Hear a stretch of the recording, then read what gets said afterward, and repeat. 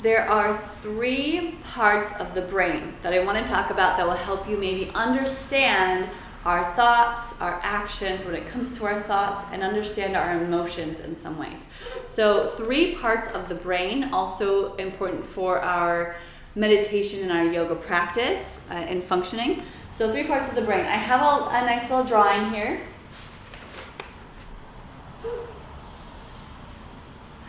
This is your brain, and this is not a great representation, but it's your brain. So there is our 3 parts. You see a green part, an orange part, and a purple part. When we are born, we grow first the part of our brain that is at the stem of our spinal column. So that's called the reptilian brain, or the base brain. It's back here, in the back of your head at the very bottom, in the base of your neck. And all the parts of the brain, and the brain in general, are there because of survival.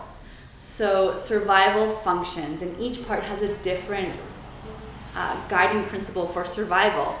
So the reptilian brain, the base brain, is a physical survival. So any animal, reptiles, mammals, anything living has that reptilian brain and can sense when there's danger.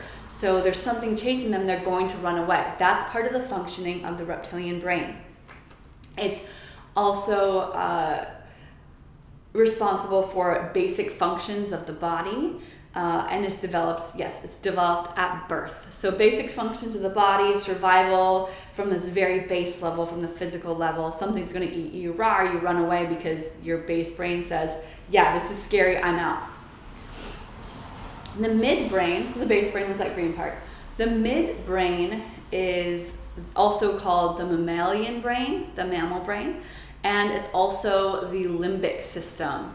So that's where our limbic system is. Limbic system is the fight or flight type of response mode, and this is social survival. We learn social survival, and this part of the brain, the midbrain, overarching the base brain, is developed at about 2 to 5 years old.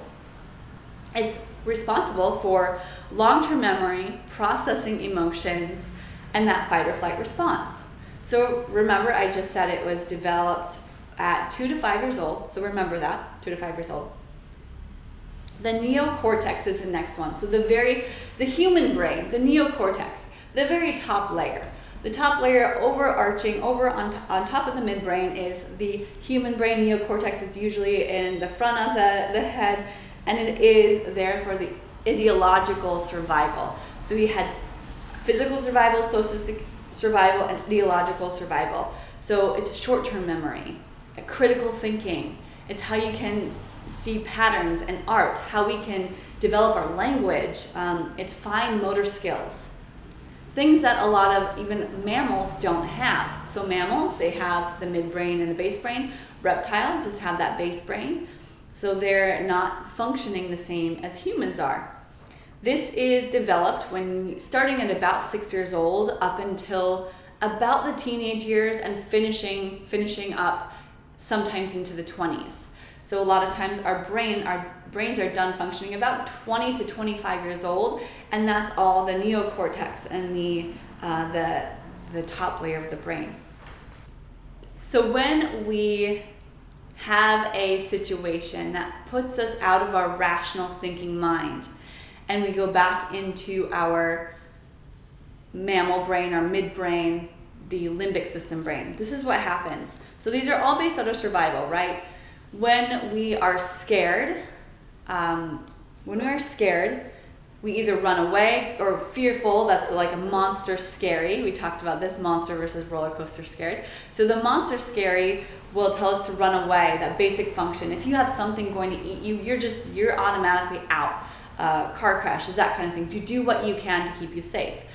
But when it comes to social survival, when we feel fear, which we fear that something's bad is going to happen, or we have reached an emotional threshold, which is what I'm talking about now, we either fight, flight, or freeze, which is also, the freezing is a way of, mentally flighting, mentally leaving the space. So you're either going to attack or you're going to run away. And each person has a tendency towards one or the other. This is different temperament styles.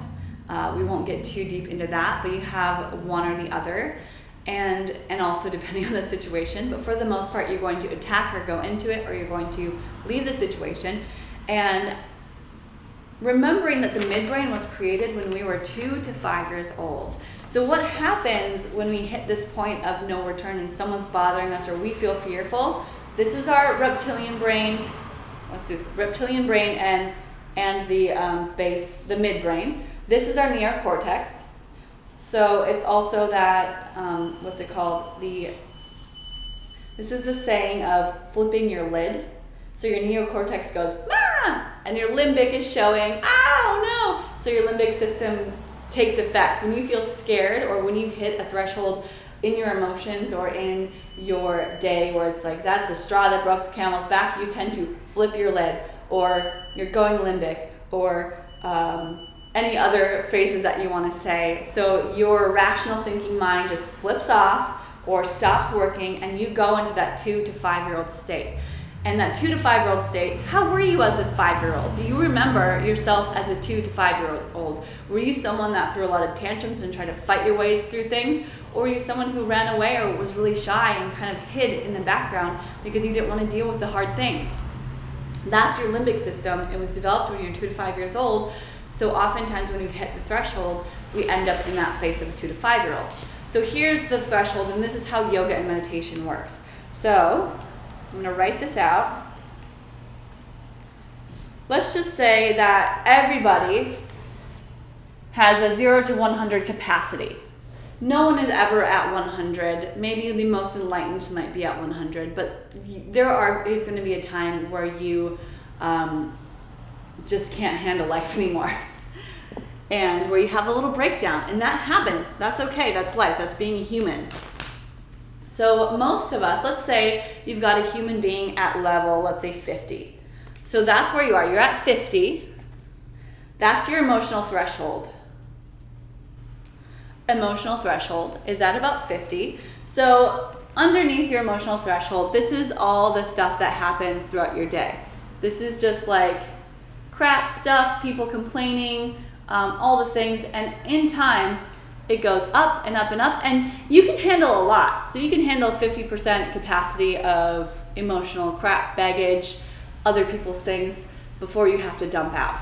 So you can handle up to 50%. This is, pretty common. So you're like, yeah, I'm good. I don't fight or flight. I really handle things well. Well, yes, if you have not reached your threshold, you're handling life really well. But once in a while, you'll have a thing that just takes you over the edge. Right here. Over your emotional threshold. And over your emotional threshold, that's when things happen where you just flip out. Where you're like, I cannot get away from me, or I have to introvert myself, or I have to go right now. Or you're going to start yelling, or something's going to happen where you're just like, ah! And so that's where your limbic, that's when the limbic brain starts to show, is after the threshold. Let's say, so meditation, what meditation does, and yoga, so you have your threshold at 50. Meditation is going to help move this bar higher. So you're going to be able to handle, maybe it's 60 or 70% instead. So it's not 50% anymore. You're now handling 60 or 70. So you can add a little bit more into that bucket, or into underneath, and keep filling it a little higher. So that thing that used to make you very agitated and used to make you very crazy, you're able to handle it a little bit better. So it lifts up that threshold, that bar of your ability to handle tough situations, uncomfortable situations, things that don't feel good naturally. So yoga, meditation, mindfulness, breathing, it just keeps help raising this bar. And the more that you put yourself into other even uncomfortable situations on purpose, that can also help. And part of that is yoga. yoga is much more than just the poses, as we'll find out with the 8 limbs of yoga. So working towards raising that emotional threshold. Now let's say you have someone who has a bunch of trauma in their life or has gone through some really tough stuff. Their emotional threshold might be way down here, like way at the bottom. And in that time or that circumstance, that person, they can't handle a whole lot before they just don't know what to do. They don't know how to feel their emotions. They're flipping out, they're yelling at you, and you're like, whoa, I just said this one little thing. Or they were triggered very easily because of something in their past, because of stories that their brain, their mind is holding on to. They are easily triggered and easily over the top, which is why yoga and meditation, mindfulness, even the simple stuff that doesn't create the trigger, hopefully, can help to lift that bar. In time, it'll go up and up and up and up, so that they're not as easily going to freak out, or you can process through the emotions you're feeling, through what that trigger might have been, whether it was discomfort, mental, emotional. So knowing your audience, knowing the people that you're with, knowing what their emotional thresholds are, and always remembering, it's going to be beneficial, but always remember that most of the time, or all of the time, it's not about you. It's not about you. So when you have someone having a bad day, or they're feeling hurt, or something happened, it is not about you as a yoga teacher, as a person. Keep doing your best, living your best life, and it's going to be okay. Keep doing what you can do. You can't hold everyone's hand. Sometimes they have to work through some things. So keep sharing. I mean, meditation, mindfulness, breathing, all of that good stuff that works. And know that some people it's going to take a little longer, and some people understand a little bit more. It's all based on the stories and the files we have in our brain and what comes up when we do these things. That was our emotional threshold. Let's hope that your emotional threshold is continuing to get higher and higher and higher, so that we can become aware enough, maybe it's closer to 100, so that in time, anything someone says, anything someone does, any situations, any external things that happen are not going to faze you. You're going to carry on. You're going to stay in that rational thinking mind as a human with that human brain to problem solve or to just let it go. So what is meditation? Like the overarching picture. What is the main huge purpose of meditation? One of my yoga teachers told me and told us, the group, that meditation is traditionally from the past, traditionally it is a preparation for death. Yes, that sounds very morbid. No, it's not happy go lucky. It's definitely not something you really want to think about, but inevitably we are all going to die, and it is your own beliefs of where you go after death. So traditionally, meditation from the Buddhist philosophy was that you go to different realms, and that if you are not enlightened, then your soul, your self leaves your body, and then you don't get to pick where you go. So if you are able to keep everything together, keep your mind, your body together. I mean, in my notes, it's when we lose our body, we lose our senses, we lose our hard drive, and we lose our memories. So meditation is helping prepare us for that time that we pass through this earth, past this body, because we don't own our bodies. It's just a vessel, a conduit of energy. So it helps keep our shit together when everything changes. So the goal is to maintain awareness when you die. Buddhists are enlightened. They get to pick where they want to go. So, and there's different realms. So understanding there's a separation between your body and your thoughts. There is that separation. We are not our bodies. Your body is a temple, is a vessel, is just here to help us, be this energetic being. So our bodies are not the main focus of our yoga or our meditation practice. Of course, physicality, strength, flexibility, all of that, they're great benefits. They're great benefits of our yoga practice. They're not the main purpose. They're not the reason why we practice yoga and meditation. It might be a reason why you found yoga in the first place is because of an injury or wanting to lose weight or be healthier. But those really are just side effects for the overall goal of awareness and keeping ourselves together so that we can pass through this life as optimal energetic beings. All right. So that was meditation. I hope that was helpful. That was our recap.